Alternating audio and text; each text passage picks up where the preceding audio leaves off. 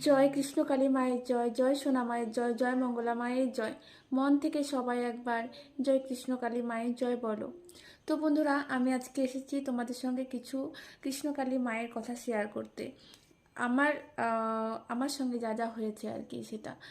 তো সবাই অনেকে অনেক উপকার পাচ্ছে কৃষ্ণকালী মায়ের মন্দিরে গিয়ে, এমনকি মায়ের ভিডিও দেখে পরে ঘরে বসে নাম জপ করে অনেকে অনেক সুফল পাচ্ছে। কেন কি মা আছে, আমাদের কৃষ্ণকালী মা আছে। মা যে শুধু মন্দিরে আছে সেটা নয়, মা যেখানে বর্ধমানে মায়ের মন্দির, বর্ধমানে যে মা এক জায়গায় বসে আছে সেটা কিন্তু নয়। মা হচ্ছে সব জায়গাতে ঘুরে, মা পুরো পৃথিবীতেই আছে। তো আমরা যদি ঘরে বসেই নাম জপ করি, মা অবশ্যই আমাদের কথা শুনবে। জরুরি নয় যে আমাদের মন্দিরে গিয়েই মাকে ডাকলেই মা আমার কথা শুনবে। তো আমি যতটুকু জানি, যে আমি যেখান থেকেই মাকে ডাকি না কেন, মানে মন দিয়ে ভালোবেসে মাকে যদি ডাকি, মা অবশ্যই কথা শুনে। তো সেটাই বলবো। আমি মন্দিরে যাওয়ার আগে, আমি 4 মাস আগে মন্দিরে গিয়েছিলাম। মন্দিরে যাওয়ার আগে আমি মার ভিডিও আমি আমার মোবাইলে পাই। তো আমি ভিডিও দেখেই মায়ের ছবি স্ক্রিনশট করে একটা ফটো বাঁধাই করে নিয়ে আসি, যেটা আমি দেখিয়েছিলাম অনেকদিন আগে ভিডিওতে। তো তোমরা অনেকে আমাকে ভিডিওতে জিজ্ঞেস করেছো যে মায়ের ফটো আমরা কিভাবে পাবো, মায়ের কৃষ্ণকালী মায়ের ছবি আমরা কি করে পাবো। তো তোমরা যারা মন্দিরে আসতে পারছো না, মায়ের ছবি যারা পাচ্ছ না, তোমাদেরকে বলছি মায়ের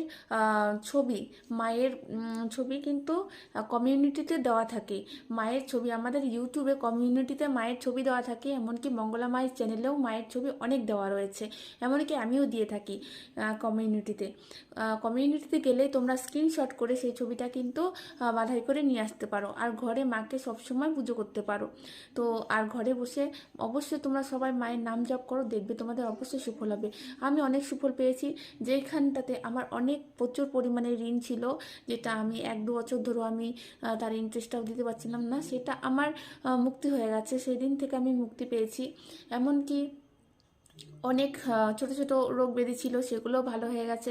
মনে অনেক শক্তি, অনেক সাহস পাওয়া যায় মাকে ডেকে পড়ে।